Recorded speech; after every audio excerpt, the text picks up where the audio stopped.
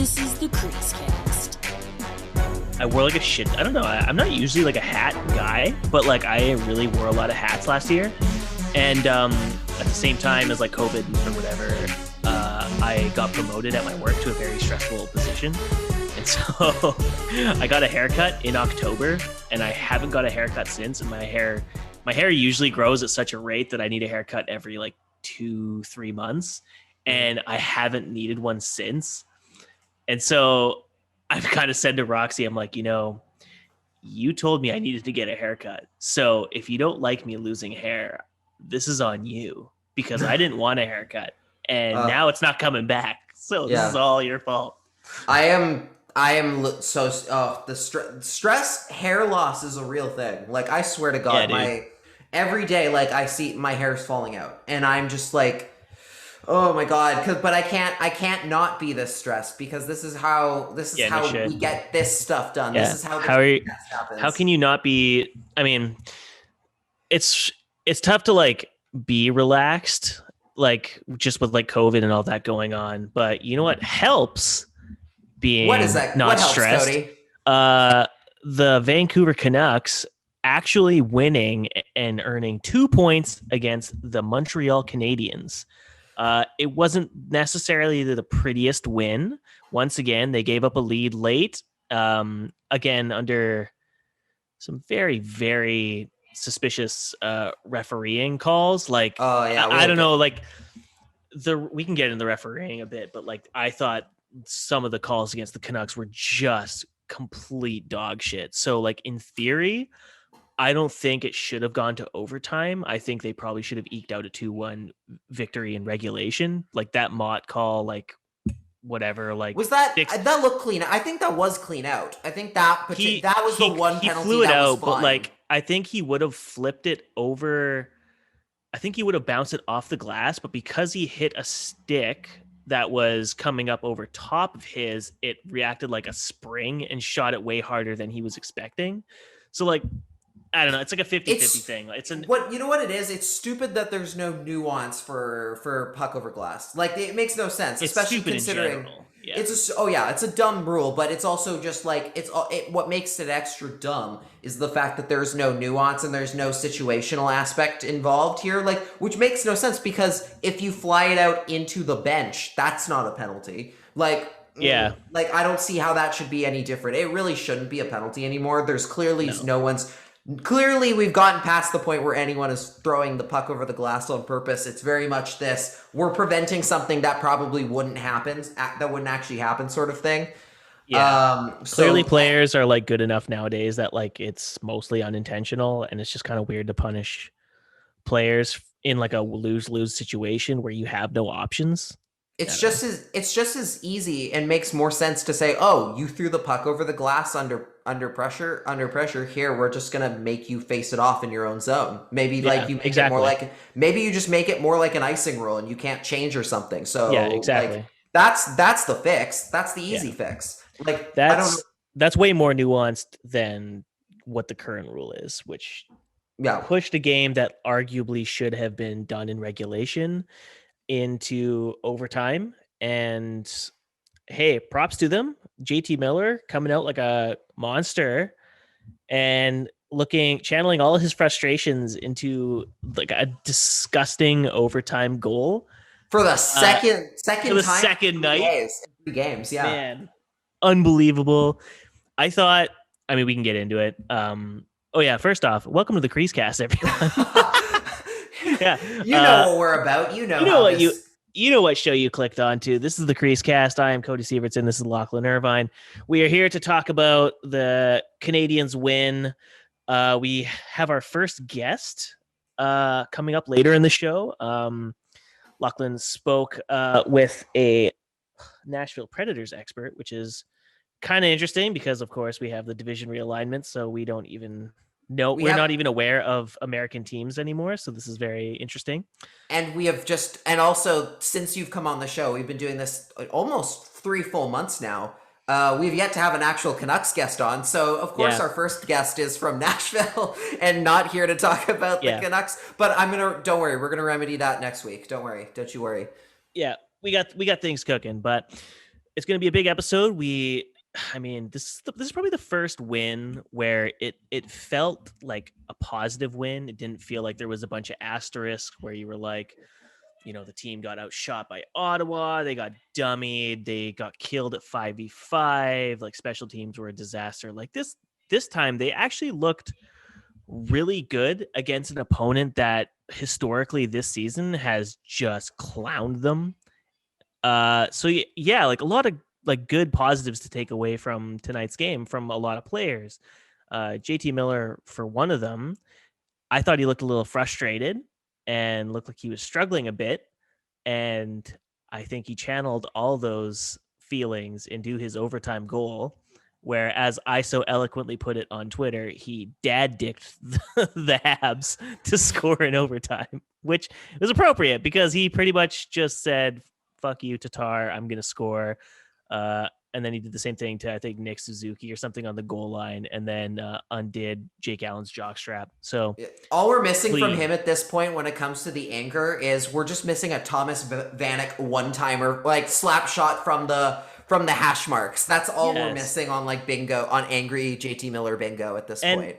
And I feel like the Canucks have had one of those goals every single year for the last like 4 years since Vanek left, where someone just like tees up a one-timer from like the fucking blue line while like cruising down the wing or whatever. Yeah. And like there hasn't been that one yet. Maybe when Pettersson comes back, he'll be so mad with how his first half of the season was that he just like tees one up on Connor Hellebuck or something like that. Maybe. I mean, yeah, JT Miller, I think I think Brock Besser did do it in training camp this year. I think he had a Vanek. Yeah, that's right. Well, that's about as close as we've gotten so far this year. Yeah. But with it, as this game went, I just remember watching like especially like during like the second period, there was just this one point after I believe the second goal where the Canucks were just absolutely hemming the Canadiens into their own end. And it was the first time this season where it really felt like, oh, they're actually dominating the pace of play. They're actually steering the tempo and the speed of this game and dictating the play, which has been clearly missing from them all year. And for them to do it against a team that has just had their number all year, granted, still yet to get a win in regulation against Montreal. Yeah, but working on it. They came close today. But at the same time, it's in this particular game, it's kind of a who cares. Like you almost don't care that they didn't get the regulation win because they played like they deserved it. And they took it to Jake Allen. They made him work for a lot of his saves. They took their foot off the gas a little bit in the third period. I didn't love that. Yeah, the first half of the third period, they really kind of took their foot off the gas and kind of let the Habs get back into it. But they came around pretty heavily in like the back half of it, and were only really stunted by that call we were talking about earlier with the puck over the glass. That was the only reason why the Habs even earned a single point tonight. Because otherwise, that and the Roussel penalty was kind of lousy as well. Oh, that led immediately to the Corey Perry goal. That led directly to a Corey Perry power play goal. So that was not a good call. And very easily the Canucks could have won this game in regulation had it not been for some bad officiating. The officiating, I mean, even in overtime, it nearly cost them because Jonathan Drouin just straight up threw a whole pick on, I think it was Quinn Hughes. Yeah, just like completely ran interference in overtime too, and there was no call. Call. If they had scored on that, like if you're the coach, like you challenge interference, I guess. I don't think you can. I don't think allowed to. I don't think there would have been a way for them to challenge that. I don't unless I forget. Did they change the rule to say you can challenge penalties, any penalty? I don't believe it is. I think it's still just offside and goalie interference right now. Right. But yeah, like they would have absolutely Travis Green would have lost it. He would be pulling down that mask, just yelling at the referee. Zach McEwen would be waving up the smelling salts to Greener, and then Green would go nuts on the refs. Exactly. It felt like the players were going nuts on the refs too. Like Roussel, when he left the box, it looked like he was going to fucking kill them. And then when Mott left the box too, it looked like he was going to be like attacking the refs, because it just felt like that kind of night. It was like the Canucks versus the refs and the Habs. Yeah, and there was like missed high sticks. There was a lot of things just going like completely uncalled. And it wasn't even like, say, they didn't give the Habs any penalties. They did get a couple. But compared to what the Canucks were getting for like far less obvious infractions was complete BS. And that's lousy refereeing. And I mean, that's been a case of something we've been seeing all year. I imagine it does, like the whole, it's the game management stuff, and it's the you get the same refs pretty much every other night. I'm sure that's factoring in, but luckily for them, Josh Anderson misses the net in OT. They get a total freebie on that one, and then JT Miller is able to just storm back up the ice and score that beautiful winner. This game, they played a lot better. They looked a lot more succinct in what they were trying to get done compared to especially the last few games. Like, I mean, we talked at length about Ottawa and how they did not look like they could, they only looked like they could barely keep up with the Senators, which is not what you want from a team that still believes that they have playoff aspirations, which, I mean, technically they do. They technically do now. Yeah, they do now. But at the very least in this particular game, especially in like that second period and a little bit of the first, they looked more in control than they had been in the previous goes. Like Adam Gaudette, we can get into him. I mean, he had a good game. Gets the shootout winner against Ottawa in the last game, and now gets an actual goal this time again.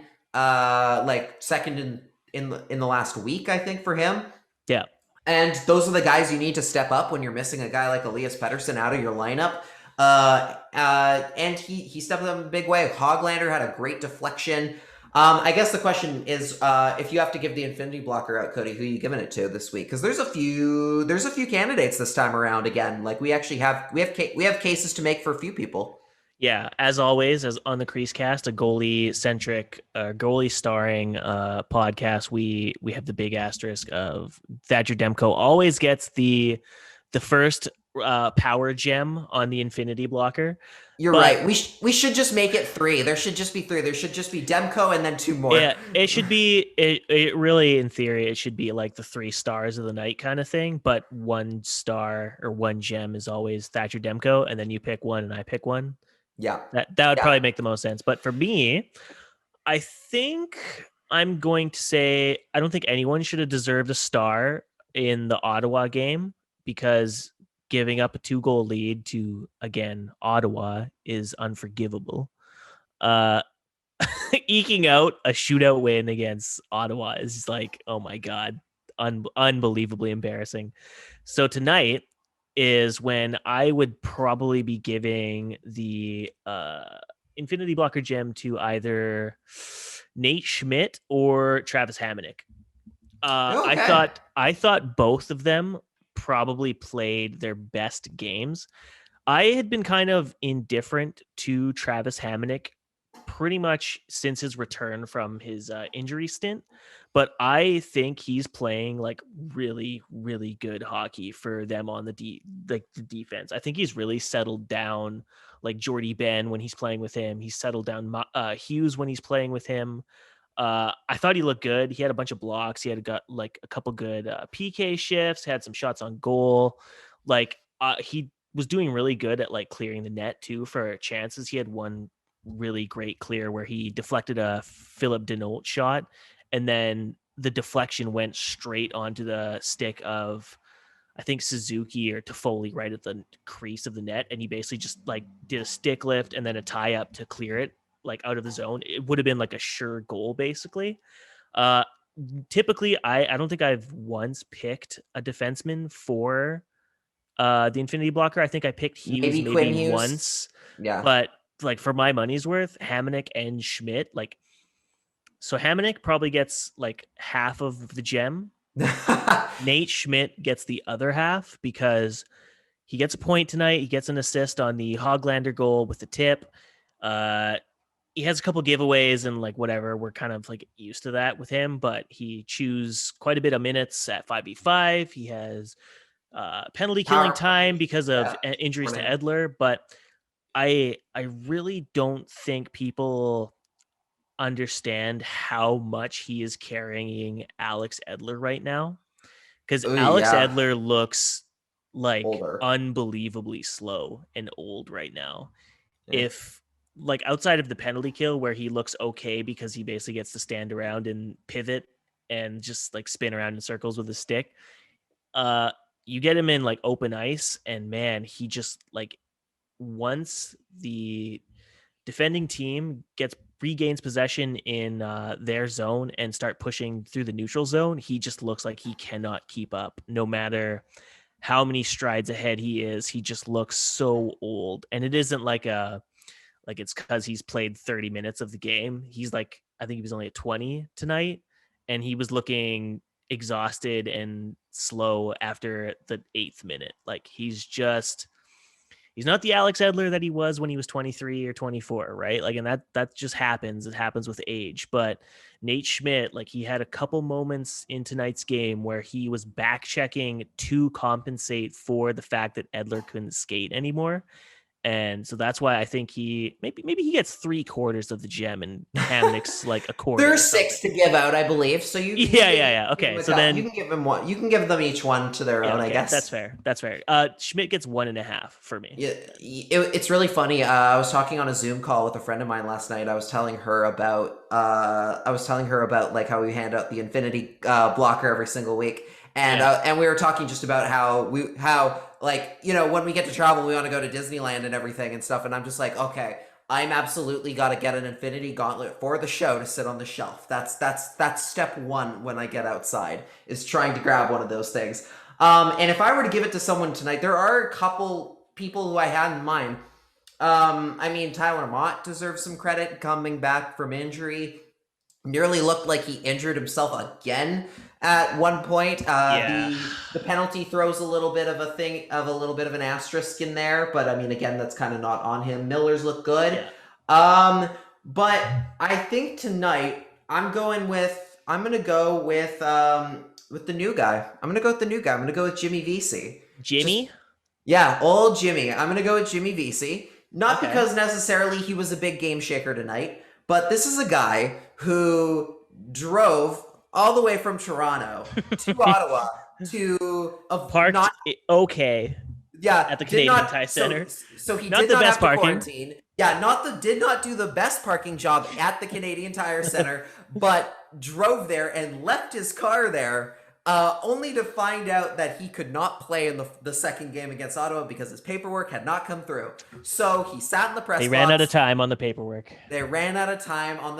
As with a few other things. And then he had to, and then they, the team flies to Montreal. He finally gets his debut, of course, albeit while leaving his car in the parking lot not even in Ottawa, in Canada, which is like 45 minutes away. Yeah. So it's gonna have to get shipped down or something. It's gonna have to get shipped to Vancouver or something if he stays. Which, I mean, I don't see why he wouldn't. I mean, he's already, he like literally talk about like a debut for a guy. Like, you go from being like kind of like fodder for the Leafs. You're one of the depth pieces for the Maple Leafs, who are one of like the best teams in the league right now, albeit they've been struggling of late. Very much getting, we talked about it, I think, on the Patreon episode, been getting a bit of the Mason Raymond treatment, like we had in Vancouver, where even when your team is good, you have one person you need to complain about, and for Leafs fans, that was Jimmy Vesey. And arrives in Vancouver, and in his debut game ends up getting put on the first line with JT Miller, and of course it happens. And it wasn't first line, but second or whatever it was. But it was still like immediately in like a high leverage position, power play 1. Like, just, hey man, this is where you're gonna be. No pressure. This is you're good. Trust me. As long as you don't just completely mess up, you're gonna be. As long as you don't completely get caught with the puck 5,000 times, you'll be fine. You've done great. And literally, guy comes in, eats up 18 minutes time on ice.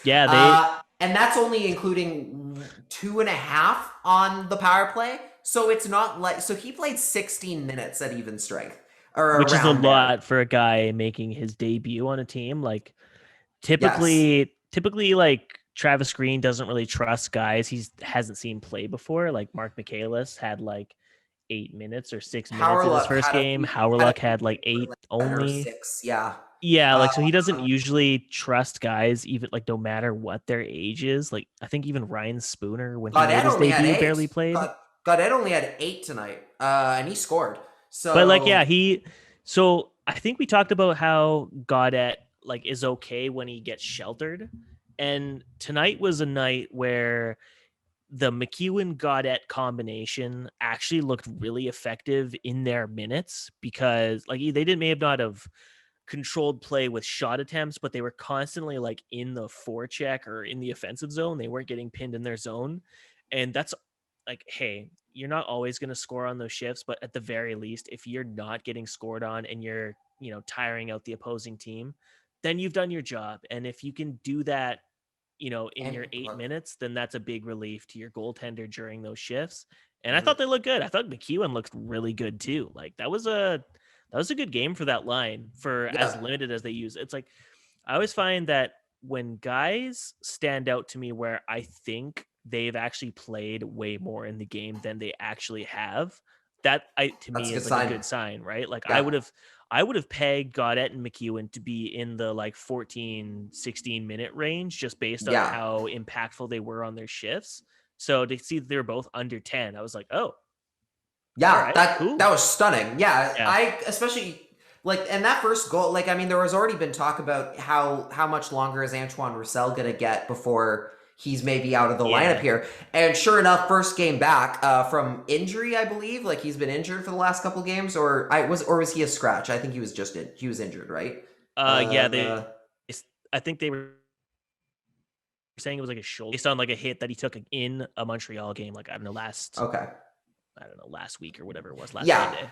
Either way, comes back first game back immediately, wins a race to a puck in the offensive zone by the red line, sees Gaudette just streaking down the middle, perfect, just puts it right on the tape, perfect pass, and all Gaudette has to do is just he doesn't do it gut fancy with it, he just just a little tip, light tip pass Jake Allen, and that's all it took, and then they were off and running. Like they look like that was the kind of goal that you expect. Like, I mean, we saw almost a carbon copy of that goal last week against, I think it was Edmonton with JT Miller and Brock Besser.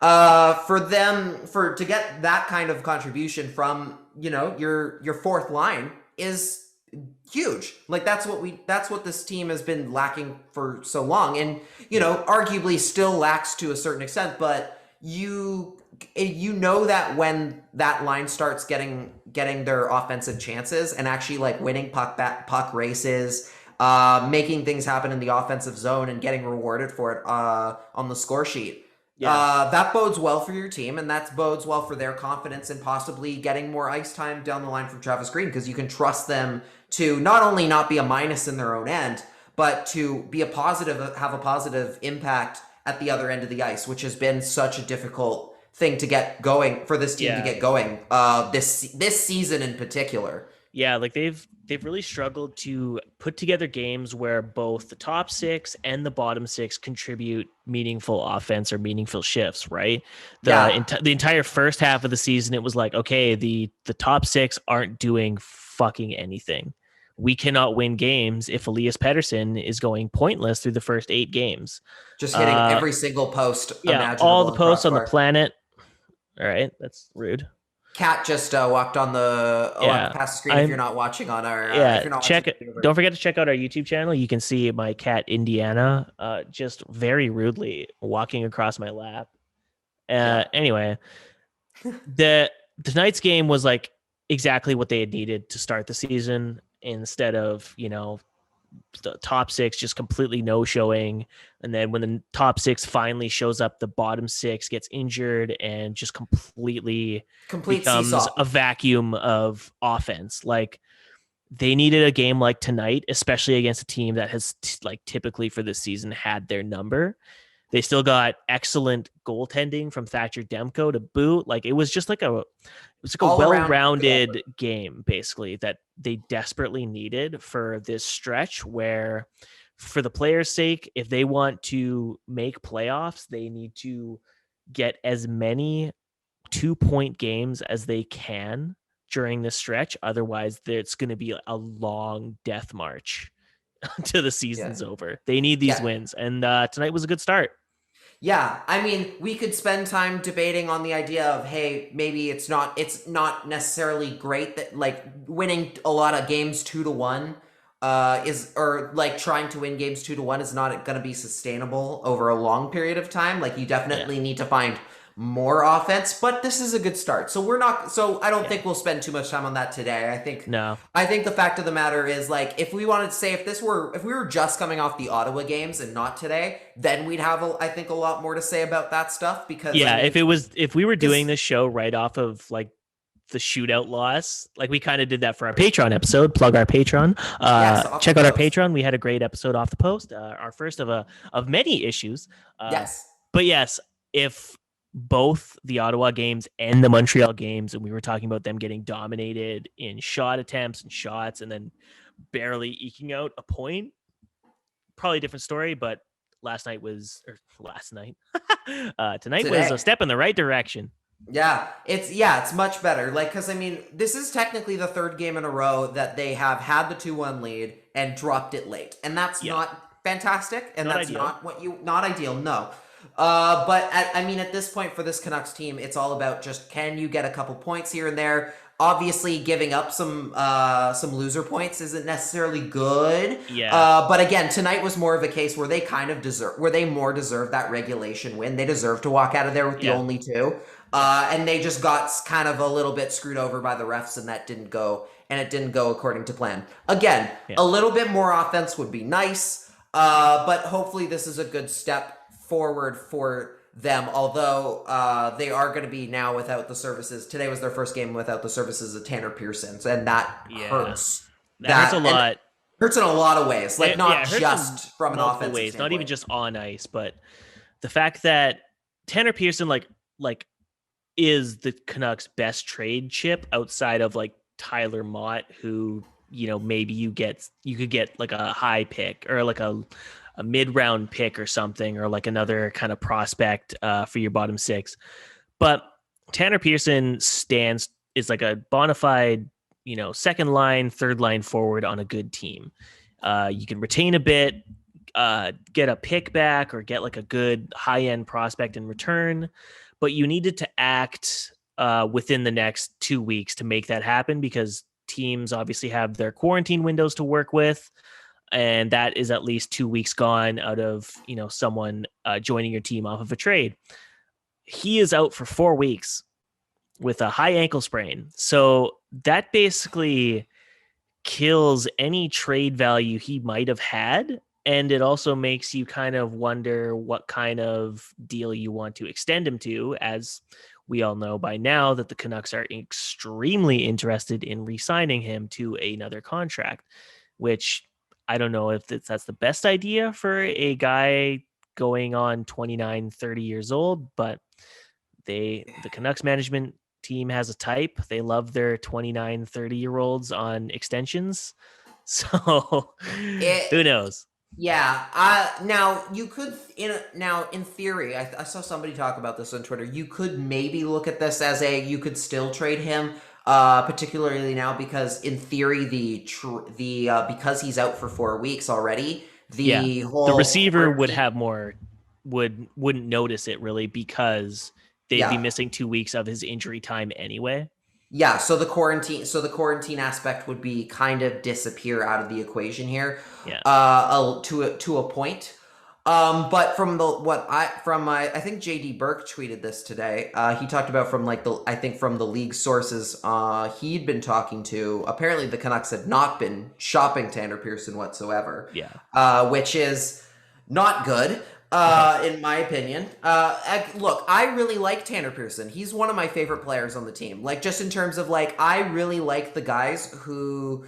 I like, as much as I love the flair, like, I love the guys who show up to the rink in the flair. Like, I love Elias Pettersson and Brock Besser and the young kind of, like, they're like the next generation of NHL players. Yeah. But you have respect for like the other guys, like the literal other guys, the second liners, third liners who come in every day, play the same way, are reliable. There is just something about those going to work, lunch pail, blue collar players, right? Yeah, there's for still sure. something there that's so enjoyable. And Tanner Pearson's kind of like that. Like he scores, but he's effective even when he's not on the ice. Like my one of my favorite articles I wrote last year was talking about his season, his career year he had last year in Vancouver. Yeah. And just how he's so solid in terms of like not just from point contribution, just rarely makes a lot of mistakes. Anytime he's on the ice for a goal, generally speaking, it's not something he had to do with. He was doing his job correctly.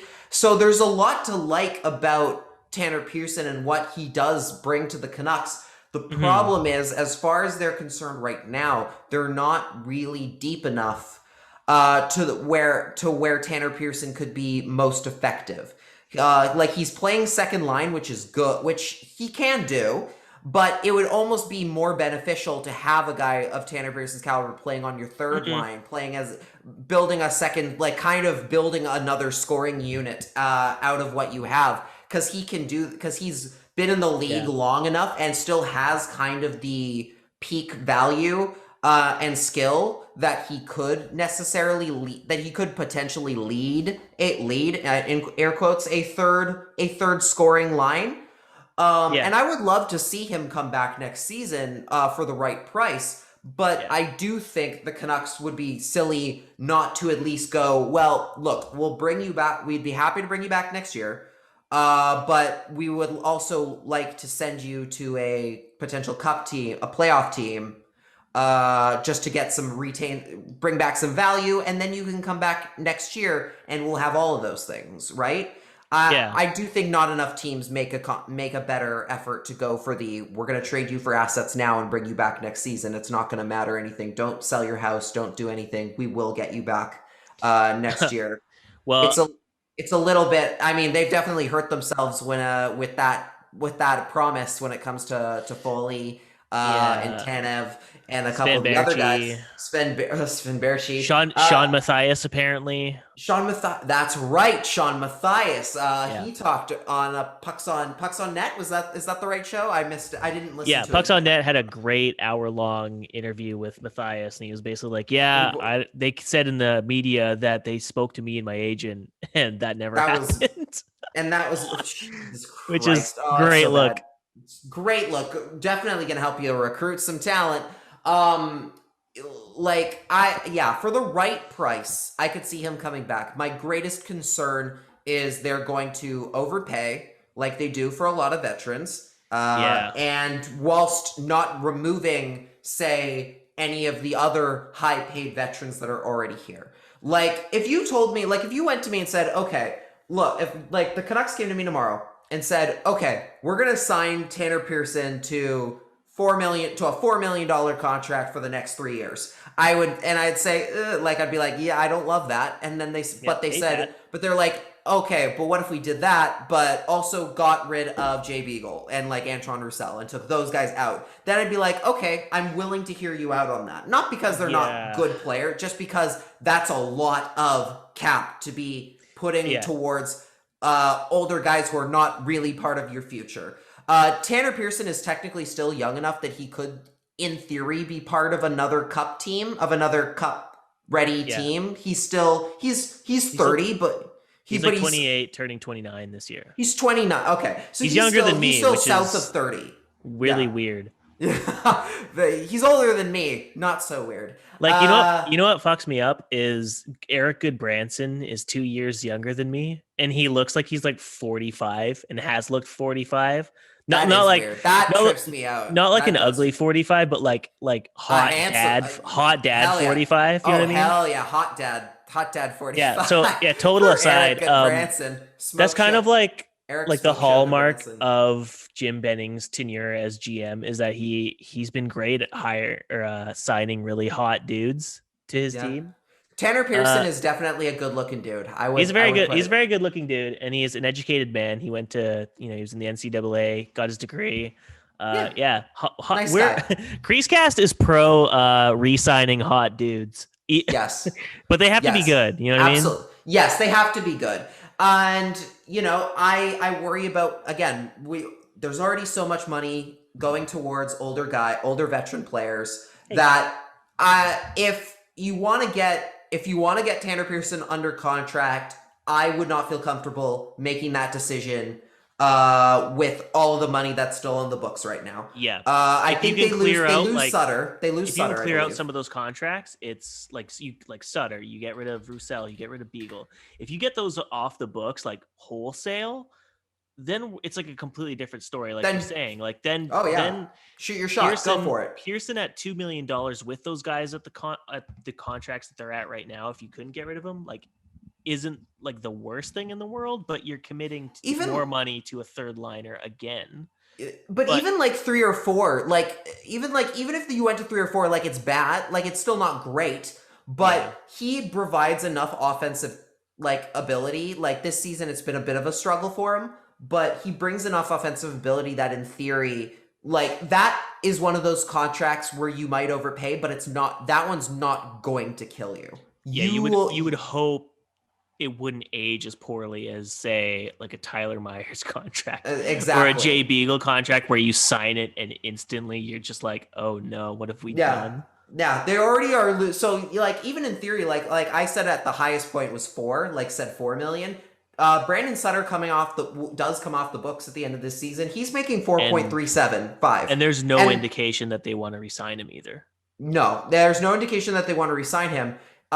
So in theory, if you're telling me you're getting rid of him to say bring in Pearson at slightly more than he should be getting, I'm willing to hear you out on it. Mm-hmm. But as far as the team looks right now, if you're bringing him back, it needs to be team friendly. It needs to be closer to that too, like you mentioned. It needs Which to might be tough. Because, and let's get it. I think we should just get into this right now. We're talking contracts already. Because not only do you have Pettersson and Hughes coming up this year, both of which are, I believe, protected. I don't believe you can go to arbitration with either of those players. No, and you wouldn't. You'd be signing them to long-term deals anyway.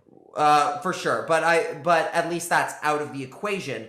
The same can be said for Thatcher Demko. He has arbitration rights. He's an RFA. He's building a case.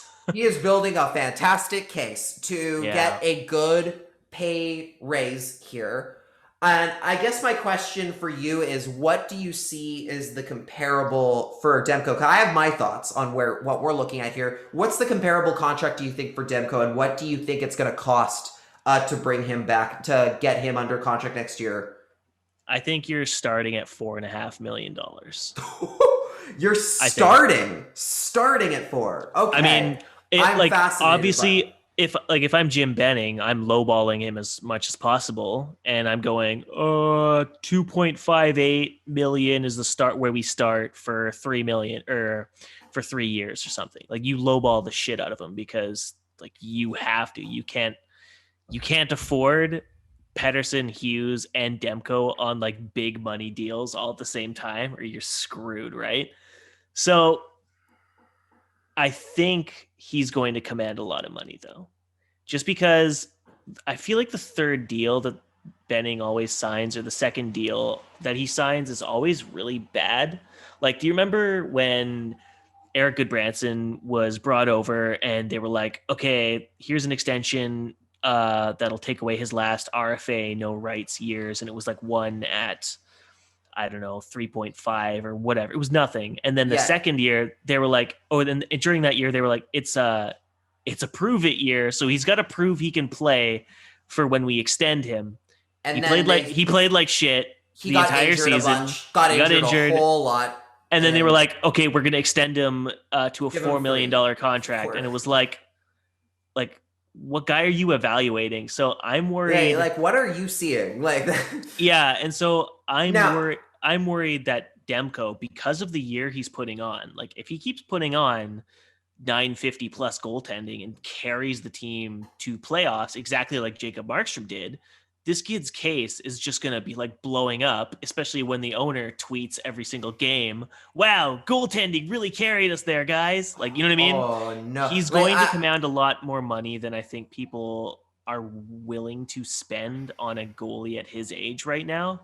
But you cannot argue with the case he's built for himself at all. Absolutely not. Like, that 4 sounds crazy, because he's an RFA, because he's like you mentioned Goodbranson. The big difference here is that Demko is good. Demko is playing fantastic hockey. The opposite of Goodbranson. Like if this is his prove it year, he's done it. He's absolutely doing it. Yeah. And I do think you're right. Like I think what's really going to hurt them, and right here is the fact that Holtby's here.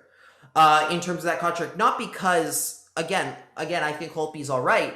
I think Holtby's all right as a goalie, but I think it's very easy for Demko and his agent to go, hey, look, you're paying 4.3 to a guy who's only playing who's at this point is only playing once every 2 weeks, maybe, if that right now.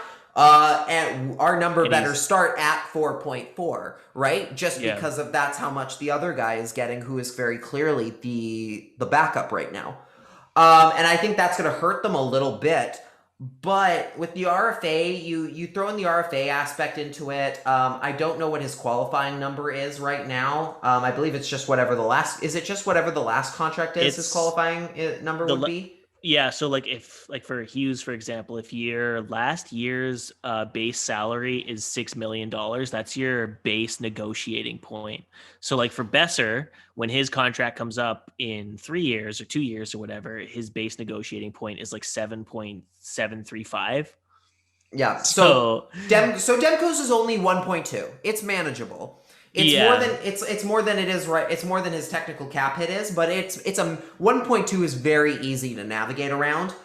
Even with arbitration factored in. I don't know how much technically the arbitration people can award. I don't know if there's a specific cap number or percentage that they can go to from the previous year. They look at comparables, but it's I think they take your last year's salary and multiply it by 1.175 or something like that for the base negotiating dollar. I think you're never because I know we're never gonna see a case this guy's playing better than Sergei Bobrovsky, so they would never do gets that. 10 million.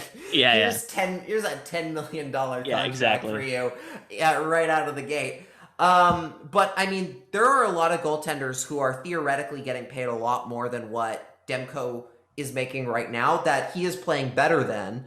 And it's going to affect the Canucks negotiation-wise, I think, a little bit. Just the fact that he has been so good, that he will very likely get whatever is the max amount he can get in theory. He will probably get it. Just because, they're not just because he deserves it, but just because there's no way anyone is going to award him less than clear, obvious double value, right? He getting paid, basically. Yeah, the only way he's going to get paid outrageously is if the Canucks decide to pay him outrageously right now, which is possible. But I mean, right now, as far as the Canucks are concerned, I mean, it's seeming like they're gonna. I wouldn't be surprised if Demko's camp tries to go for something similar to what Markstrom got in Calgary. I wouldn't be surprised if they went they looked for that. I'm not saying that's what he'll sign for. Yeah, but that's what you would do if you were Demko. You'd be look at the workload that I faced and what I provided. I mean, obviously, agent's going to go for again, hey, look at Sergei Bobrovsky. Give us $10 million. They're going to go for that, but in realistic stance, I do think I think it's is going to come into that ballpark of 3 to 5 million, somewhere around there. Years term, it's probably going to take him to, I don't know if it'll get him to UFA. That's the interesting thing, is will it get him to UFA status? I would say they're going to swing. I would say they might swing for, say, a higher cap hit just to keep him closer from hitting from UFA right away and then going back to give him the big bucks again. Right. Possibly. I wouldn't be surprised if they went in that direction, because I mean, they're already looking at bridges for Pettersson and Hughes, because they can't really afford to not give them bridges right now. I mean, that's I do think you're going to see something closer to, and this is based on no insider info, obviously. I just think it's pretty clear that A, he's been such a big part of this team, and B, just what he could command in terms of his cap and his contract situation. I think it'll be a closer to that. Yeah, that 3 to 5, maybe I don't 6. I don't think he pushes past 6. Or sorry, that's what he's gonna. That's what he's but, gonna go for. But it's gonna come down to closer to 3 to 5. Rick Dhaliwal is gonna do all that he can in the offseason to pitch how Demko's camp is gonna want $6 million. Canucks Twitter is gonna go nuts when they hear it, and then he's gonna sign for like a 4.475, and everyone's gonna be like, "Oh, okay, that's fine. It's not 6." I mean, if he got personally, if he got $6 million, I would be like, yeah, that's good. Okay. Yeah. Like, I'd be like, yeah, sure. Like the Holtby contract is what makes it concerning, because you don't want $10 million invested to goaltending alone, especially in a situation where you're looking at a flat cap. But if Holtby got plucked by Seattle, or say you moved him to make room for DiPietro, which I think will happen by the at least next trade deadline. Not if he's not playing.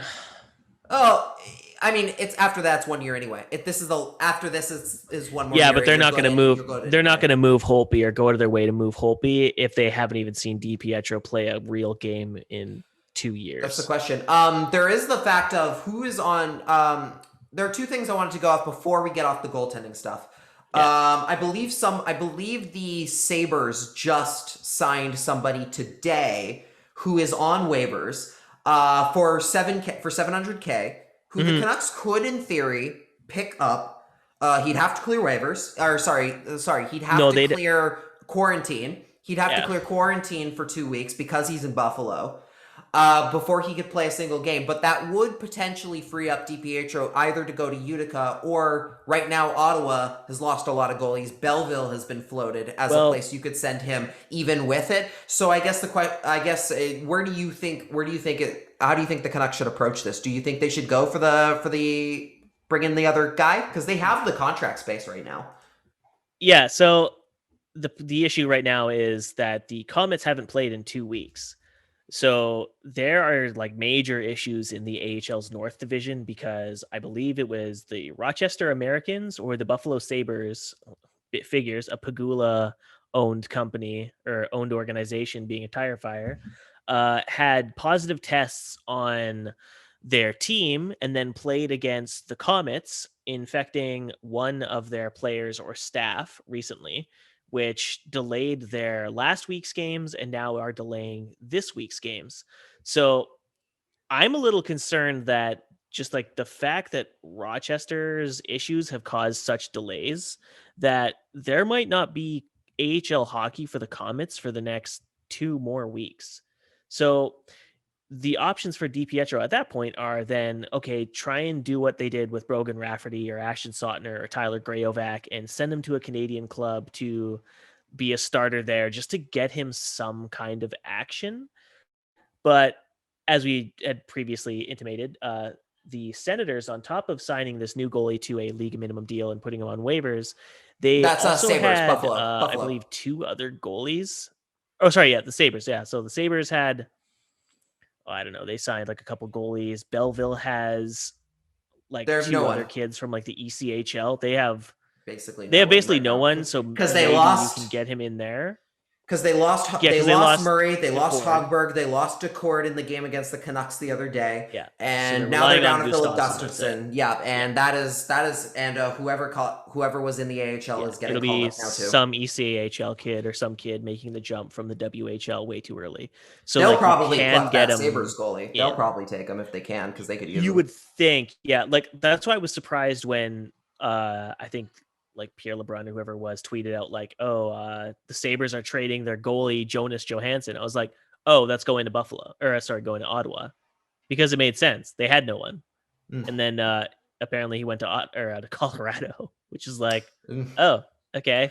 Linus Ullmark has apparently been one of the few bright spots for them as far as Buffalo is concerned. But they've got a good kid named Ukko-Pekka Luukkonen, who's like basically been carrying the Rochester Americans in all the games that I've watched him play. Mm-hmm. But it's kind of like a situation like you can't take out Carter Hutton and just throw him on waivers for other teams to grab him as a third string goalie and trust that this like 22-year-old is just going to make the jump to the NHL. Mm-hmm. But anyways, I digress. We already talked about this like dozens of times. You need to get DiPietro games. I spoke about this on Avid Discussers podcast. You need to get DiPietro any kind of game action you can. Belleville seems like the spot to do it. Whether the Canucks are proactive enough to jump on that and have the money to sign a third string goalie or take away that guy. I mean, it'd be kind of an ugly look to claim the goalie that they just signed on waivers and then say, hey, play our backup DiPietro in your farm team. Might be a bit of an ugly look. Yeah, maybe. And the goaltending is set in the NHL at the NHL point, at least for Demko anyway. The one other thing I did want to ask about his contract situation before we go into anything else is look, this guy has been racking up the wins and very suddenly, very quickly moving his way into the Vezina conversation. Like we made the joke that Quinn Hughes should be a Norris candidate to a degree, but I mean, I think it's pretty clear now that there is a guy in Vancouver who could potentially win an NHL award this year, and that's Demko for the top goalie for the Vezina. I'm going to say, as far as right now, if he keeps going at this pace, he's going to win. I think his only competition is Andrei Vasilevskiy, really. Like, there's a couple guys who are doing all right, but Vasilevsky's been the candidate, but I think it's pretty clear that, hey, Demko is doing a lot more with the Canucks than what Vasilevskiy is doing for the Tampa Bay Lightning. I think that's always like the issue, right? Is it also comes down to like the Hart Trophy nominees too. It's always been like, okay, who's like got the most points? Obviously, they're the MVP. When it's like they never really factor like, okay, who's doing a lot with so little? And Demko is the perfect example, right? He is a goalie that is doing everything in his power to will a very bad team as far as he can. Whereas like a goalie like Marc-Andre Fleury or Andrei Vasilevskiy or Semyon Varlamov, they're playing in or behind like three teams that arguably are going to be in the finals of the Stanley Cup playoffs. Yes. Like they never put that asterisk on it. And as we know with how the Hart Trophy candidates last year came down to who had the better plus minus, you can tell when it comes to goaltending, a lot of these guys voting, like whether they're GMs or whatever, I think when they do the mid-season rankings, they poll media guys, and I guarantee they look at who's leading in goals against average and save percentage.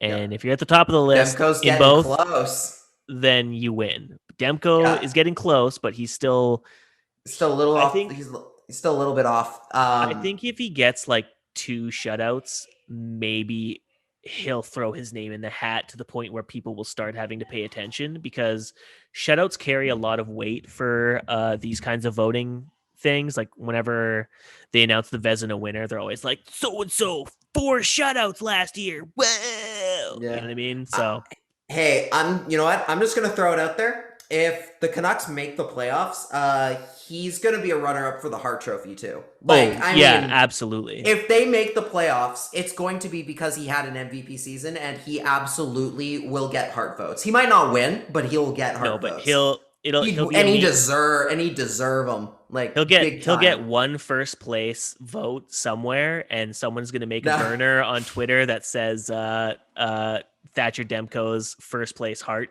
Trophy or ballot. Like there's that one where it's like, I think it's like Alex Burrows first place Selke nominee or something. I can't remember. It's like really funny though.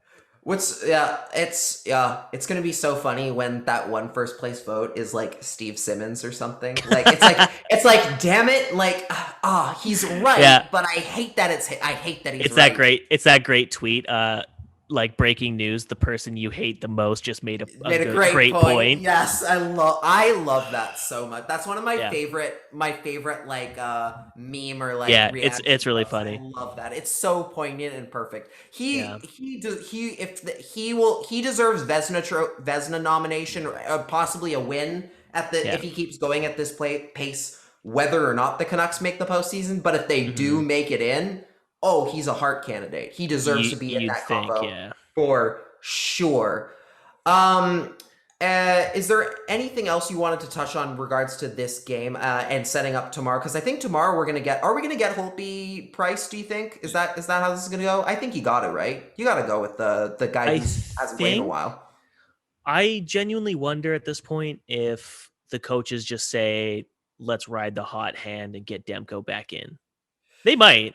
It's dangerous. It's dangerous to go. And I'm not even just talking on the back-to-back aspect. I'm just talking about the general sense of he's played a lot of games in the last and faced few a lot of action. Yeah, faced a lot of shots. He hasn't had a game where he's gotten a night off per se. No, this yet. And when I say that, I mean obviously you're getting less than 20 shots a night. The Canucks do not have that right now.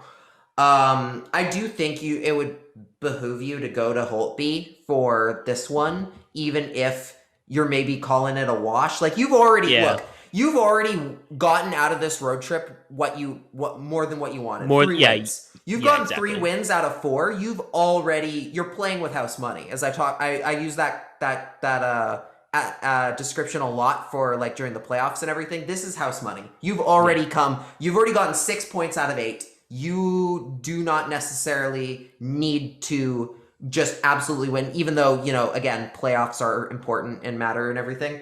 I would say maybe go to Holtby tomorrow, maybe. Or at the very least, at least go to Holtby in the next one afterwards, because you're going to get 6 days off. So I guess that maybe does play a factor. Maybe he does finish. Right? Maybe he does clear the table, and then you give him 6 days. Just give him 6 days off. Yeah, you give him a whole week. Just completely starts fresh again.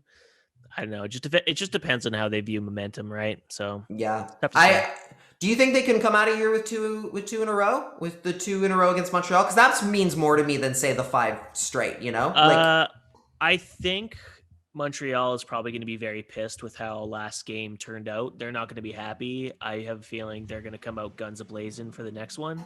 So if it's Braden Holtby, cross your fingers, do your rosary, and hope for the best. Yeah, so you gotta limit shots. You gotta limit the shots and the opportunities you get in close to your goalie. They did an okay job of that tonight. Okay. Yep.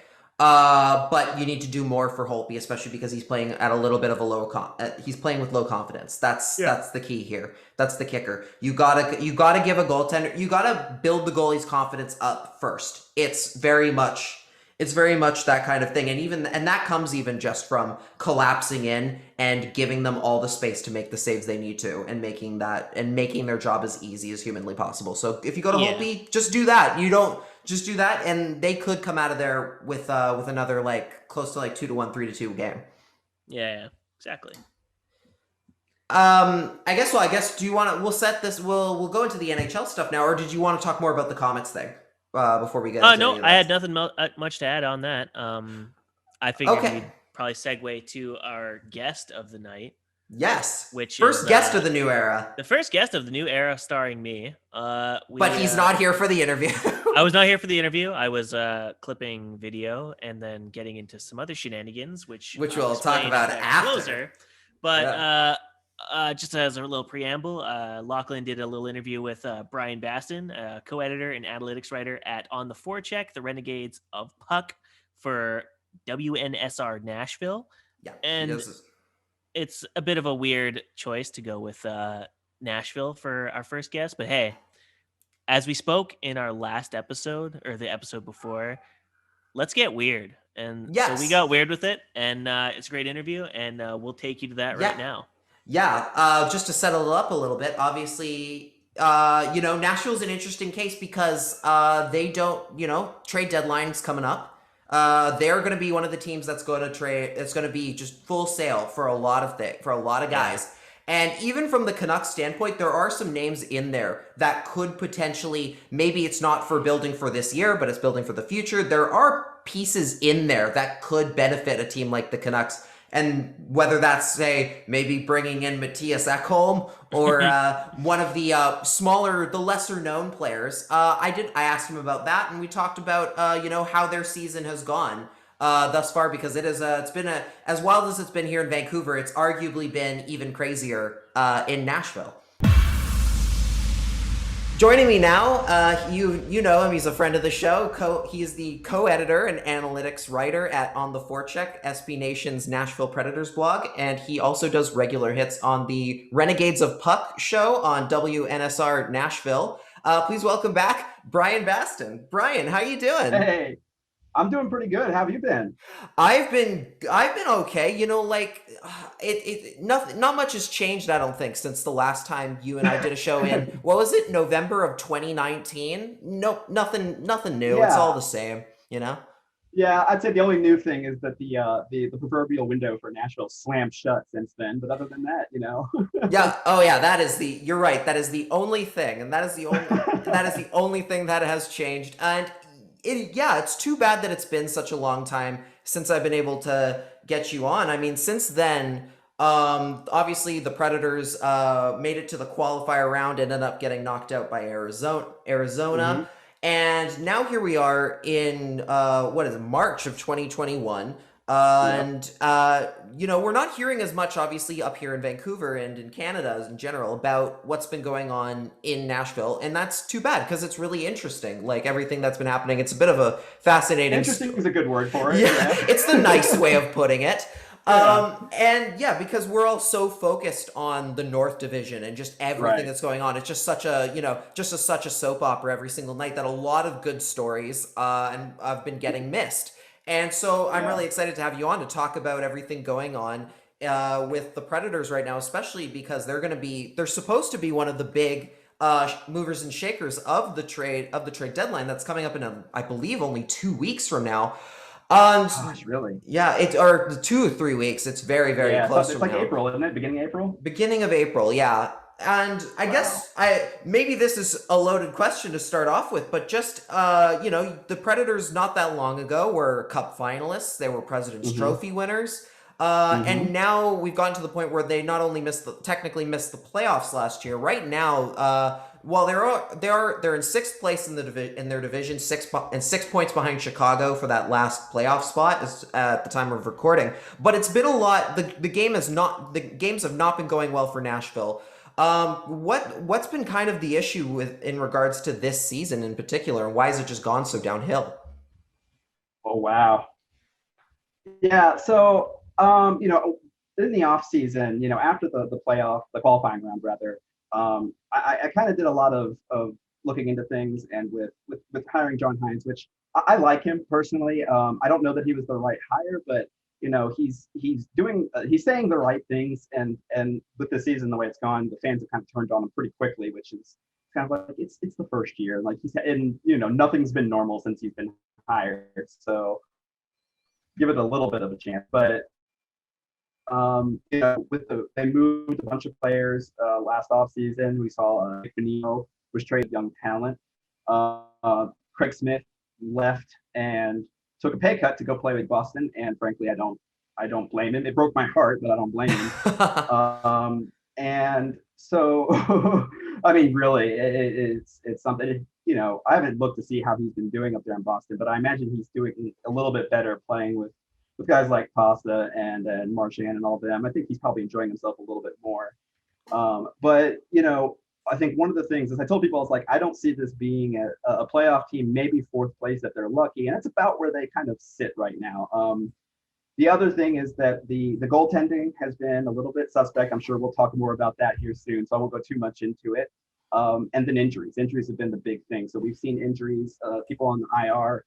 Right now we have Roman Josi, Ryan Ellis, just two, role players, nobody huge. Matthew Shane's on IR, Luke Cunnin, Brad Richardson, Lucas Fisa, UC Saros just played his first game coming off of IR when he was he got a concussion. But he came back. I'm trying to think. Ryan Johansson spent some time on the IR. Victor Arvidsson was out for some time on the IR. So it's been kind of a just what's the word I'm looking for? A carousel, basically, of players, and the good news about that, though, is that we've gotten to see the youth movement that they talked so much about in the last offseason. So we've seen a ton of Eli Tolvanen, who's finally, he's finally playing basically full time in Nashville, and he's found his shot. He's found that, he gets on the left or right side, and when he snaps that wrist, it just goes like a laser. I think he's like top 20 in the league in power play goals right now. And I mean, it's one thing when you watch the highlights of that kid when he shoots, but seeing it in person, like you can hear him like hit the puck, and you can hear like he banged one off the post a couple weeks ago, and I swear that post had to have a huge dent in it, because I mean, it was a rocket. I really hope that one day he gets good enough that he gets to go to All-Star, the All-Star break and do like the hardest shot competition, because I think he'd have a real chance at it. But yeah, there's that. There's a couple other players that have done really well. We've seen Yakov Trenin, who got signed to a one-way deal last year, and he plays a pretty good role in the fourth line. Guys like Mike McCarron, Matthew Olivier, again, people that they probably never expected to see NHL time. They've come in and done well.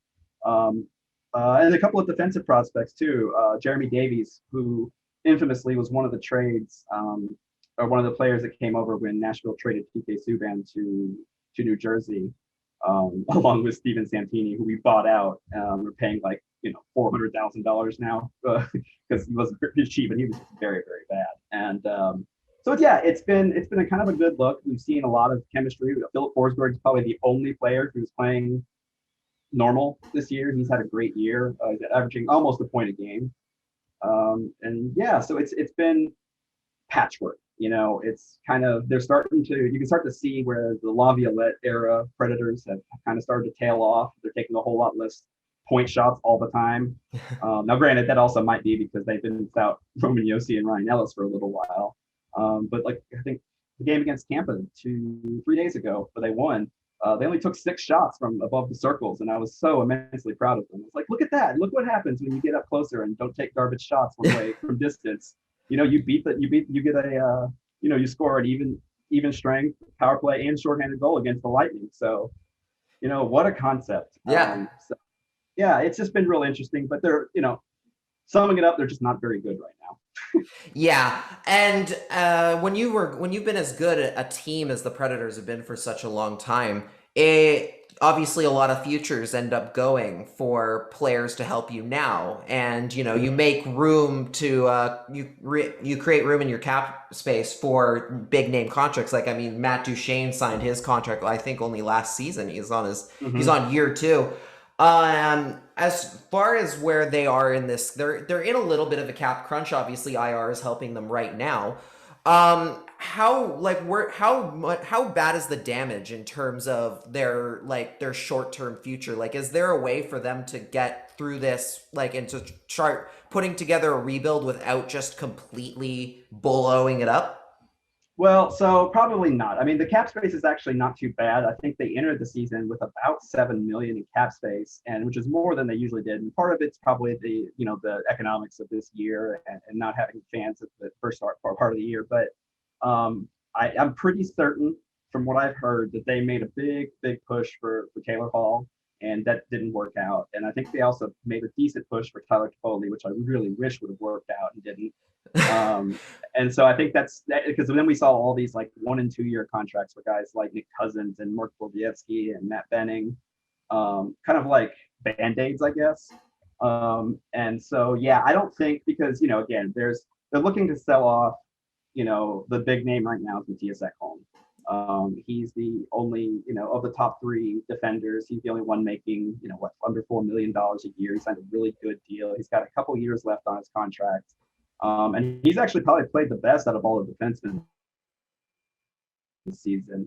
He's kind of found his offensive game, which is kind of crazy to think of, because he's mostly a defensive guy. And so yeah, when you're going to move a guy though, and you hear rumors of him, or I think the rumor that we heard with Philadelphia that was trying to work one out was to send Ekholm and Arvidsson for some picks and a couple of players. It wasn't a very good deal. I'm glad that the talks have kind of died down apparently, but yeah, I don't think, because they've, since the Cup year, they have tried every season to, okay, maybe we're a player away. Let's, keep as many guys as we can together, and let's add somebody and pull them in and see what they can do. And that's been the case for the last 3 years, and it's not worked at all. And so I think they've kind of embraced the fact that it's going to have to be a blow up. I think the big question is going to be, who's going to be managing it, for the next few years? Is David Boyle going to stay on, or is he going to retire and we'll get the new GM, which this team desperately needs right now?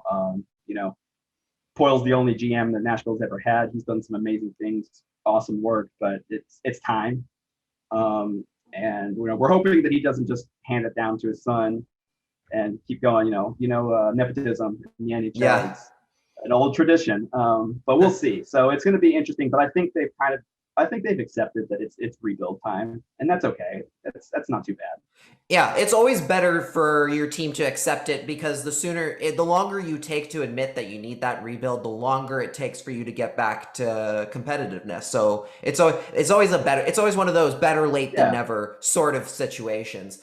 You mentioned Matthias Ekholm. Obviously, definitely. He brings a lot to a blue line that would want to pick him up, especially like maybe not as like as the guy, but he's a nice complementary piece for a lot of of like the playoff favorites this year. What are they? What do you anticipate the Predators are looking for, and what kind of a deal they might be getting to try and move him? Yeah, so I would say my guess is that if they were traded, they're just sending him somewhere. I imagine that they're going to want maybe at least a first, and like every trade, rumor, probably they're going to be like, well, they're going to want a first in 2 years, not this next year.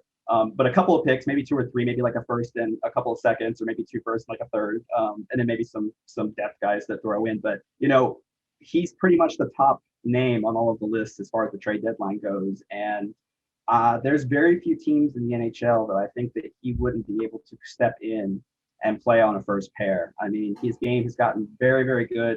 He struggled the very first year after PK Subban was traded, but he's found his game. He's become a lot more confident. He's always been excellent defensively, but he's found his offensive game too. He's learned how to quarterback the power play. So I mean, I think that if Nashville's smart, and let's hope they are, they keep a high price and just make people, outbid each other. So, because that's a big piece to lose, it's without him, then it's just, there's Dante Fabru, who's growing. He's getting out of his kind of rookie, making his rookie mistakes, and he's getting a little bit better. But after that, there's a bunch of, 1-year contract veterans, and then some defenders that aren't quite ready yet, but, we'll see. Hopefully, what's his name out of Boston? David France will be ready to go after this year. He went back for his senior season. He's a Hobey Baker finalist, which is great. So we'll see. We'll make sure that he signs. I think a lot of people are nervous because he's been pushing. He stayed in college for 4 years, which is good for him.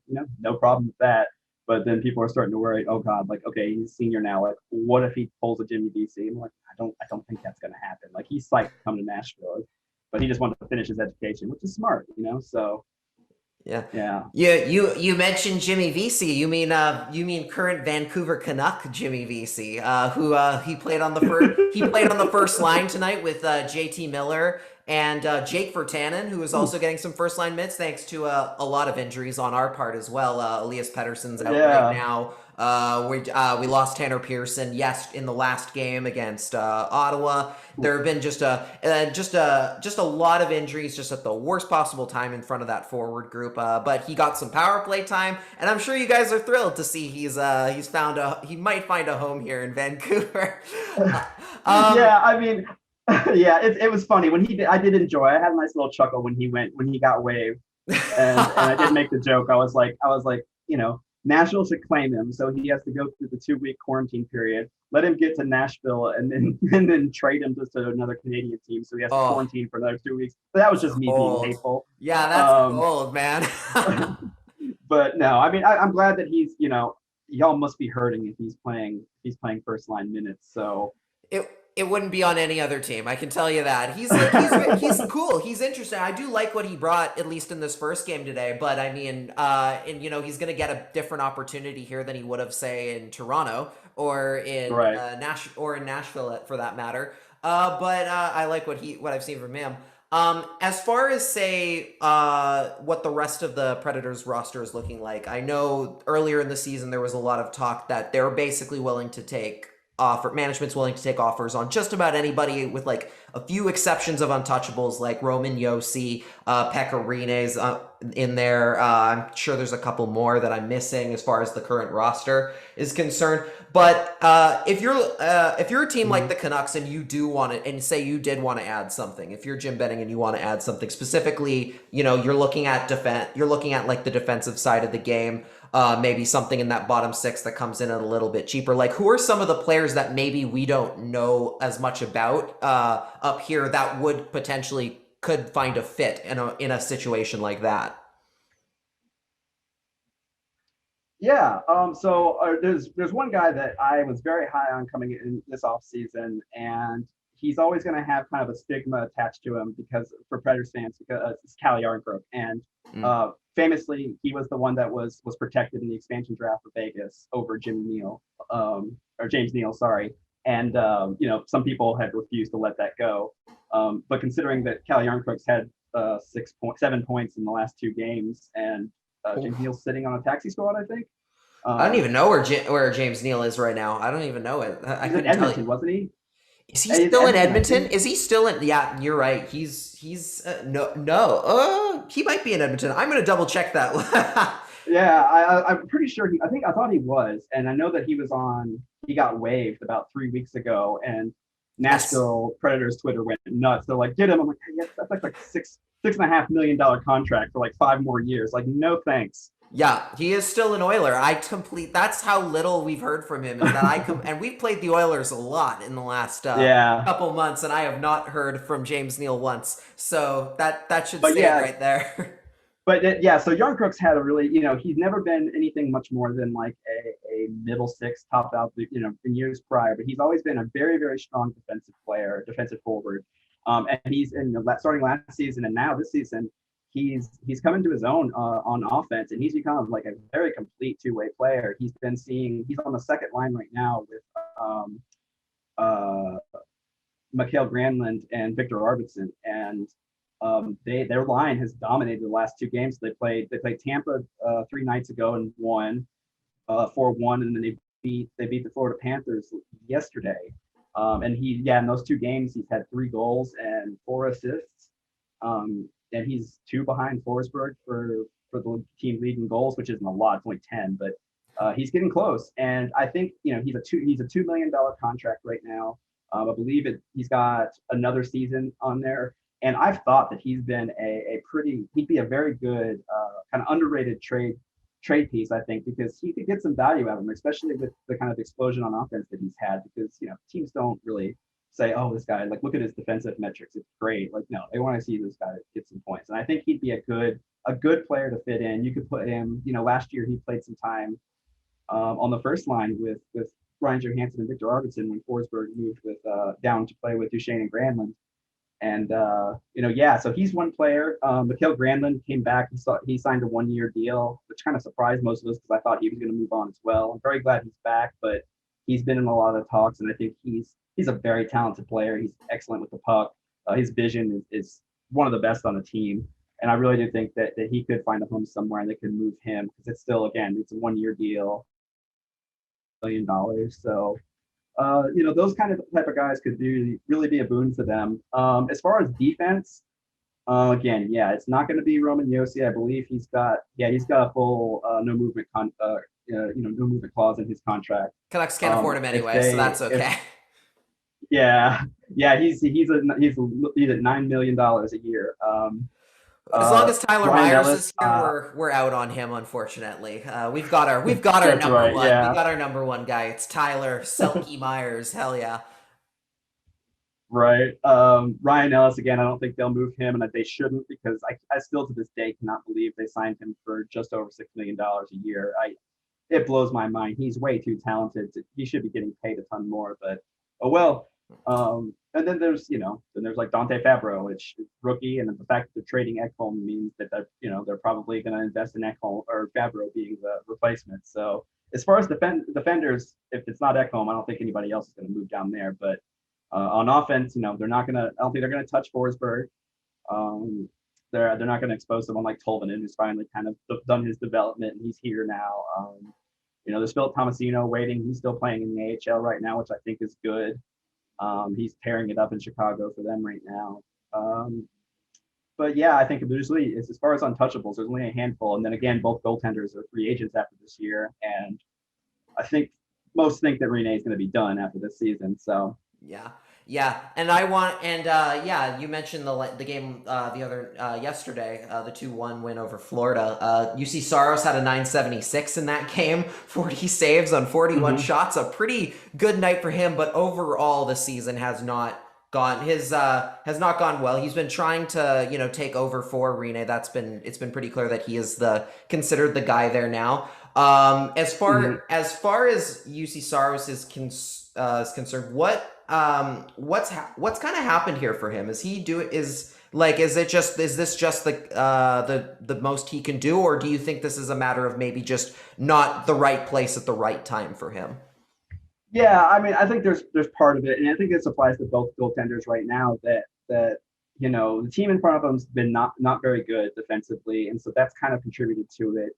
And then UC Saros has actually been pretty notorious for starting every season off pretty slow. Usually just, going about 500 for maybe his first 10 starts. And then he finds his groove and usually finishes the season very well, which is why, for the first time ever in the qualifying round last year, he started all 4 games. He didn't see Pecorine in the quote unquote playoffs, for the first time in forever. And so I still think his mechanics, he's a very technical goalie. Rene's been basically his mentor for the entire time he's been here. They lived together for a little while, and where Saros doesn't have the size that Rene has, he's made up for it by being an extremely technically sound goaltender. And it's sometimes, just in person watching him, his movement, he's very good at conservation of movement. He knows, just when to push off and how to do it. The only thing I think that he still has issues with is he wants to play the puck like as much as Rene does, and unless you're Pecorine, probably don't play the puck very often if you're a goaltender. No, don't let us touch it. It's danger. Yeah. I mean, Rene finally got his goal last season. And, that's right. I forgot about that. So I was just like, yeah, I can play the puck a little bit more.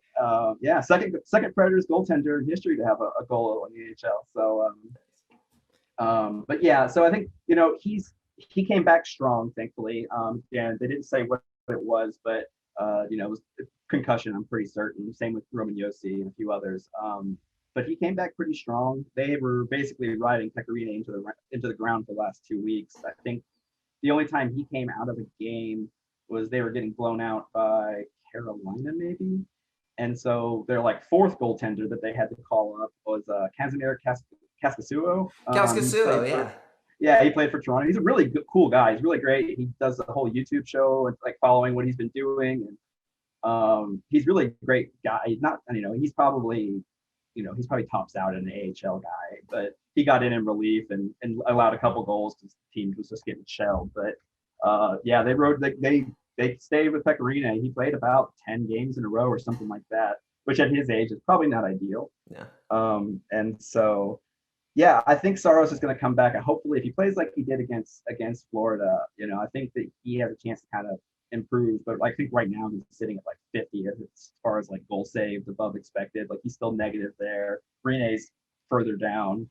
But yeah, it's been rough. It's been a rough season for them both. But I think they're slowly starting to both find their rhythm again. And hopefully with Saros, he'll keep it and figure out what his start of the season issues, where those come from, and get that fixed. So, and with Pecorine, you mentioned very briefly that you think that this is. Do you think this is the end of this is it for him? He's going to retire a Predator at the end of the season and maybe get that jersey retired.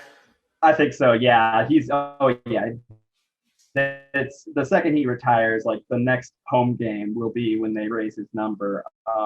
But yeah, I think there's a article in The Athletic that talked about he had no interest in going to the other team. So I don't think, because his contract's up after this year, they don't have to worry about him and Seattle. So I think this will be it. I don't think that, this is a bad year for him to be his last year. And I feel really awful about that he's playing on this team that's just struggling so much. But and he doesn't get his last game in front of fans or anything like that. Yeah, I mean they've slowly let more and more fans in. I think that if he makes public that he wants to be done after this season, they may do something for him.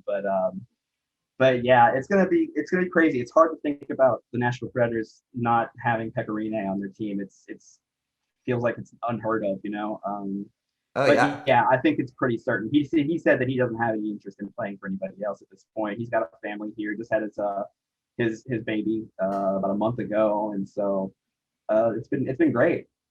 Yeah. So we'll see. We'll see if he retires. I'd hate to see him in another uniform, but I also wouldn't blame him if he wanted to go and do like Fleury did, and go to that team and go to the new team and see what you can do for a year or something. Yeah.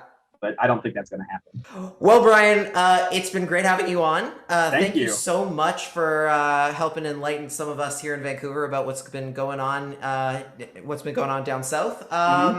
Where can the people find your work? Yeah, so again, I'm a write for the on the Forecheck, the SB Nation affiliate for the Nashville Predators. Do a little bit of analytics work there. I've kind of expanded what I write about, so I write about pretty much anything as a need arises.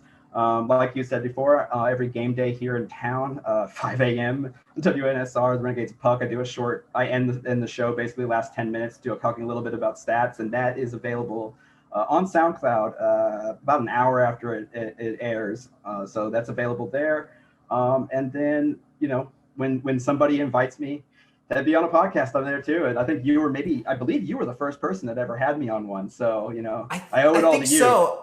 I think so. I think I was the first person, and then like a week later, maybe the next day, somebody was like getting you in for their show. Yeah. I'm still not used to it really. It's still like I have a hard time sometimes believing that people want to hear me talk. Don't say that. No. Yeah, I mean, again, that's just me like being like, oh my god, like somebody, people actually want my opinion on something. But hey, first comes accredited writer, next comes voting on awards. Like you're going places, and it's exciting to see you going places. I mean, we met doing Shark stuff. Yes, that's right. Just completely, you know how it is, like a Canucks writer and a Predators writer just meeting, doing Shark stuff. Brief period where we both were working for Fear the Fin for a little bit. Yeah, exactly. A weird thing. Yeah, exactly. And but yeah, thank you so much for coming on. Thank you. And Pleasure's all mine. Yeah, and I'll have to have you on again sometime soon. Yeah. Anytime, you just say the word. All right, folks, we're back with the CreaseCast. Yes, we definitely a presentation of Manscaped. We don't give free sponsorships out. We were definitely sitting and listening to that whole thing the whole time. Wasn't that fascinating? I listened to it again. I sound so great, don't I? Yes, we learned a lot together, folks. But anyway. And thanks so much to Bryan for coming on and doing that. That was awesome. It's good to have him. And you can actually I don't know whether this will be available by the time this episode is out, but there is a couple other questions that we just didn't have time to put into the main show, and we'll be able to find that on our Patreon, on a little bonus content, even for the $1 tier people. That's going to be added in. Free content. Well, not free content, but more content, baby, which is all we can try to offer you guys during these times. And the Buffalo Sabres have been providing us with a lot of content of late. Did we talk about Ralph Krueger before the last episode? We might not have. We kind of might have missed. We kind of did on the Patreon a bit. Okay, well then let's get into it now, really briefly, because we do have kind of the time to do it. I think we'd be remiss if we didn't talk about the fact that they've lost 13 in a row, and they canned the coach again. Sure did. Buffalo has been Jesus, like literally, like again, the Canucks, for as bad as they've been, they can't compare to the Buffalo Sabres on the sadness chart this year. It's I think Micah McCurdy tweeted the sadness chart out. He's been graphing it. The Canucks are third. Hell yeah, we're on the podium.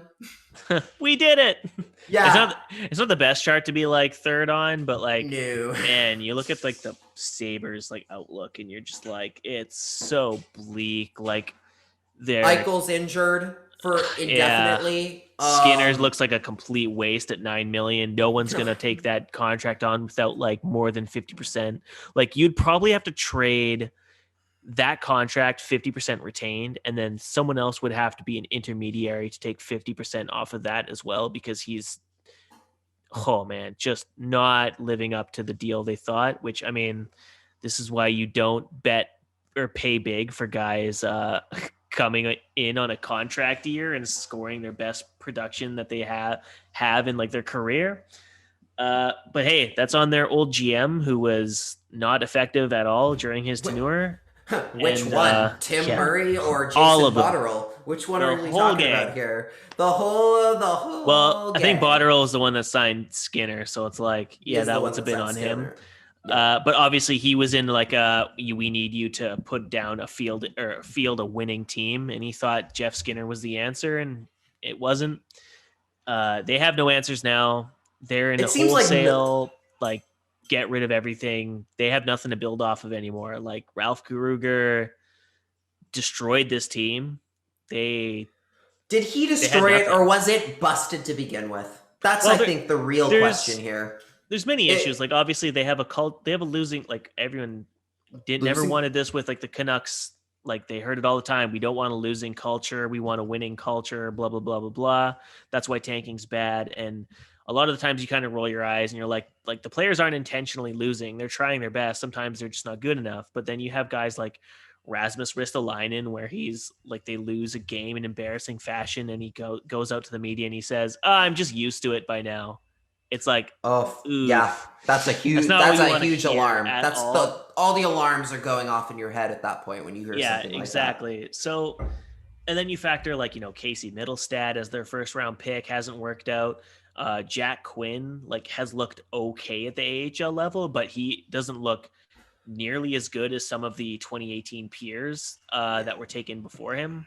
Dylan Cousins could be something, but it's still too early to tell. And even I think he might be hurt right now. I think he might be out of their lineup. Or am I wrong? I might be wrong there. No, I think you're right. He was injured, I'm pretty sure, at one point. But again, he isn't at his stage of his career. He isn't pushing the needle to the point where this team is suddenly going to turn a corner next year. Like they have so many holes to fill, and they have so much money tied up in like players like Jeff Skinner that you can't just quickly flip things around. Like they spent big to try and field the current roster that they have today, and it's just not cutting it.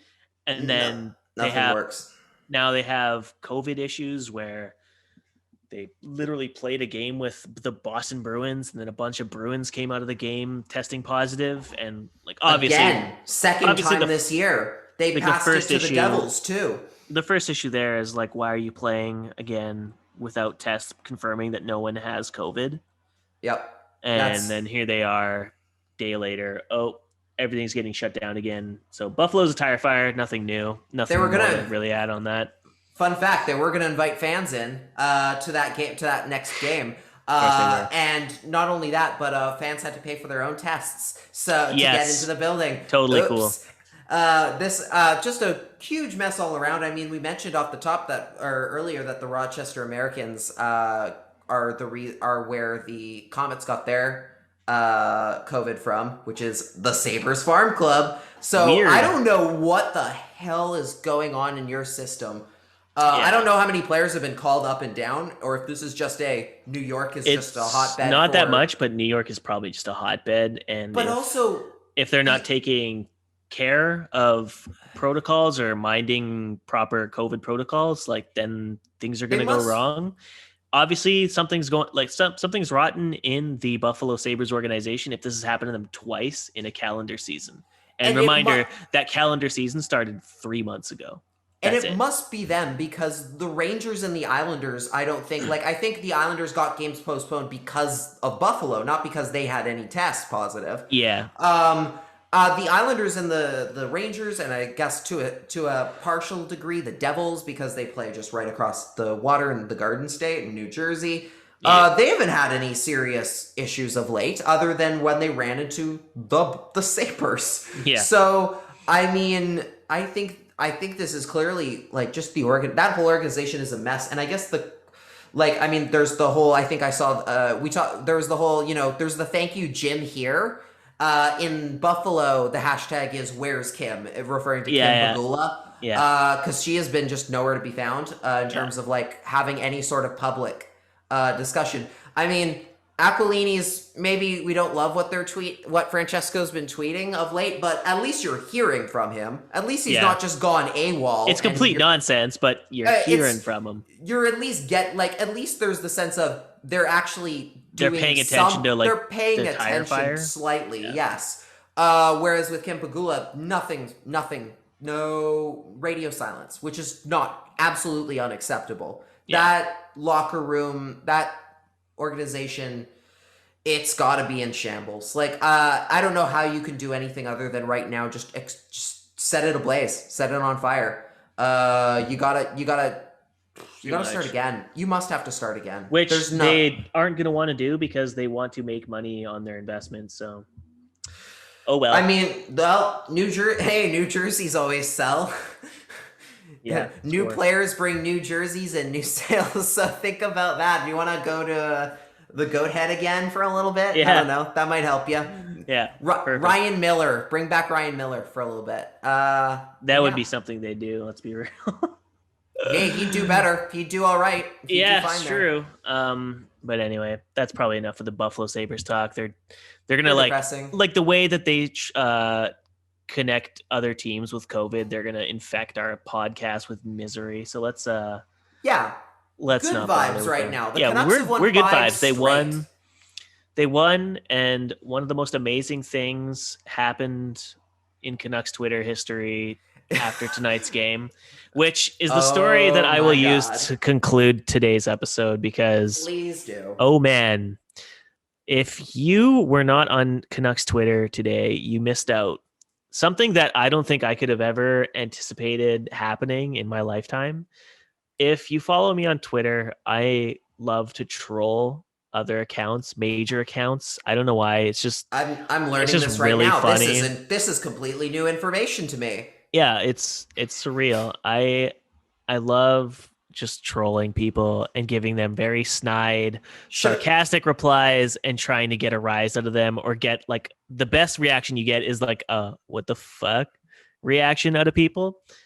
Tonight, I clipped JT Miller's overtime winner with like a caption about him dad dicking the Habs. As did I, but nobody talked about it. Well, whatever. Yeah. We'll get into that later. But anyway, no, we don't have to. Of all accounts to source my video, it was Spitting Chicklets. You mean the Spitting Chicklets from the website that does misogyny and racism? The sports site that does misogyny and racism? Wow. So, brilliant man from Canucks Twitter, Mr. Booth. Shout out, Mr. Booth. Sent me the tweet because I have Spitting Chicklets blocked, so I didn't know that they had sourced my video. And he was like LMFAO and sent me the clip.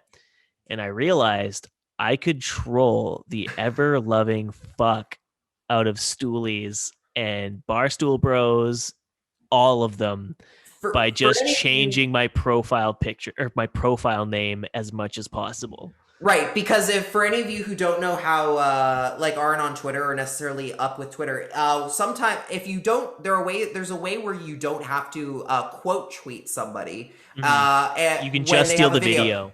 It's not. I technically. I think you would get a quote tweet, technically speaking. Yeah. But instead of it showing all the text, it's just the video. Yeah. And then at the bottom it says from this account, and so it'll show your name. Yes, but it isn't your actual account name. It's not like at Lach in the Crease or at CreaseCast or at Cody Sievertson. It's whatever display name you choose. Yes. So hopefully Twitter never changes this, because this opens the door for a lot of possibilities. So I started laughing because I realized I could just say shit like fuck Barstool, fuck Spittin' Chicklets, Pink Whitney sucks. If you call Portnoy Prez, then you need to repeat the third grade.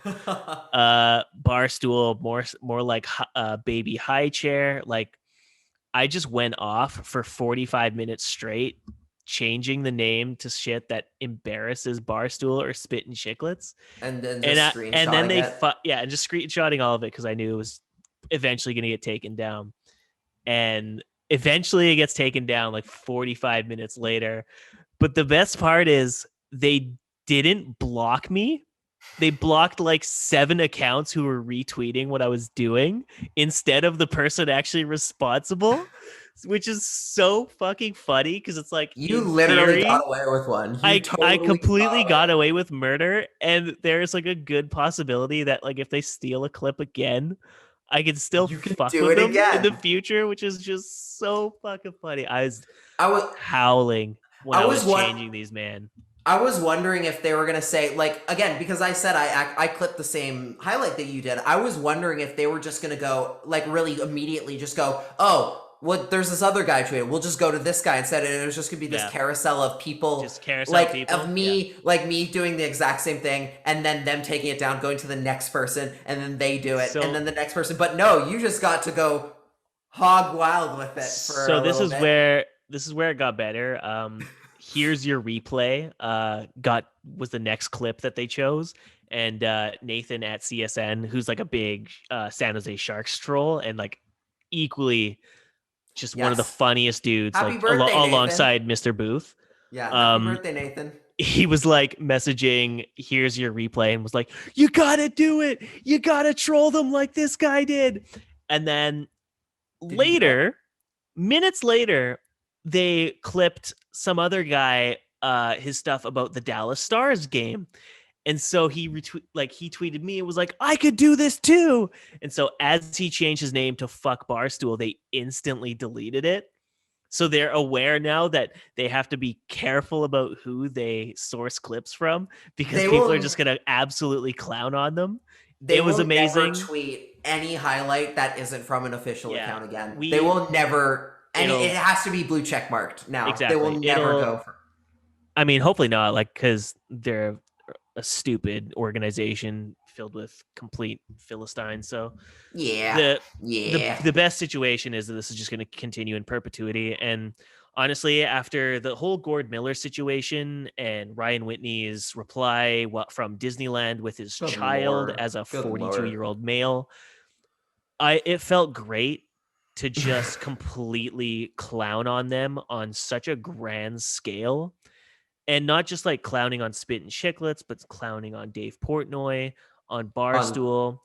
It was a huge W for not just Canucks Twitter, but just Twitter in general, who have had to put up with these complete imbeciles in their replies, in their DMs, saying the most misogynist, sexist, racist shit to them because they don't like how people make fun of their bros, their frat of stoolies. So tonight was a big win. Yeah. I hope you guys enjoyed it. I hope you guys enjoyed this episode. I know I did. My cheeks hurt from how much I have laughed tonight and enjoyed tonight. I was saying to Samantha Chang from the broadcast, because she was one of the first people I messaged saying, look at the power that I'm wielding right now. You literally are putting on the Infinity Gauntlet. Yes. Yeah. So from earlier, I deserved one of the gems from the Infinity Gauntlet. I just didn't want to say it. But I messaged her and I don't know. I was like, what do you want me to put? Suggest to me something I should say. Well played. Because they have so much coming their way, and it felt good to just like completely dunk on them and get people involved who hate them as equally as I do and thousands of other hockey fans do. So W. There was W's to go around in Canucks Twitterverse. Shout out to Mr. Booth again for hooking us up with the content. I hope you guys enjoyed this episode. Yeah. And you know what? I just want to close by saying, Twitter sucks sometimes. Like it just is such a mess. It and it's sometimes, full of, not even like, and I'm not talking about like bad hockey takes. I'm talking about just the shit that gets sicked on women and people of color on the platform, among many, many other problems with it. And just some of the things that happen on that platform. But tonight was one of those. It was one of those moments where it's just like, this makes it worthwhile. This is what it's for. It was great. I wouldn't say worthwhile. Sorry, worthwhile is a bad way of putting it. Yeah, not worthwhile, but it made this it is like one of the tolerable. few moments. It's Yes. the light. It's the one light in this dark tunnel. Sometimes Exactly. sometimes you just light a candle. You just need a pinhole at the end of the dark tunnel that shows you that there is light at the end. And if I could provide Tonight, that was light, you. Yeah. Tonight that was me somehow. I don't know how I ended up being the one, but I was glad to be the one. In closing of tonight's really fun episode, a lot of great stuff to talk about. Don't forget to subscribe to our YouTube channel. Rate, like, and subscribe on your favorite podcast service. Okay, my cat just puked all over the floor. That's really cool. Ooh, fun. Subscribe to our Patreon. We're going to have some bonus questions with Bryan Bastin posted probably Saturday, maybe Sunday. We're not really too sure how that's going to work. But there's a $1 tier and $5 tier. Lachlan, where can the fine folks who listen to the CreaseCast, where can they find you? You can find me on Twitter, Instagram, and Facebook at Lach and the Crease. You can find my writing work at lachandthecrease.com, where I post the North Division Power Rankings every single Sunday. And also check out our Instagram. The CreaseCast has an Instagram now, which I've been posting a couple highlights from the show to as well, if that's more your jam than, say, YouTube or something. You can go find it there. Cody, where can they find you? The fine folks can find me at Cody Sievertson on Twitter. They can find my site at cometsharvest.com and on Instagram at cometsharvest.com. You probably won't be seeing any content from me, though, because the league keeps canceling and postponing games. Fingers crossed we get something new. But until then, folks, we will see you on the next CreaseCast episode next Wednesday. See you guys. Bye.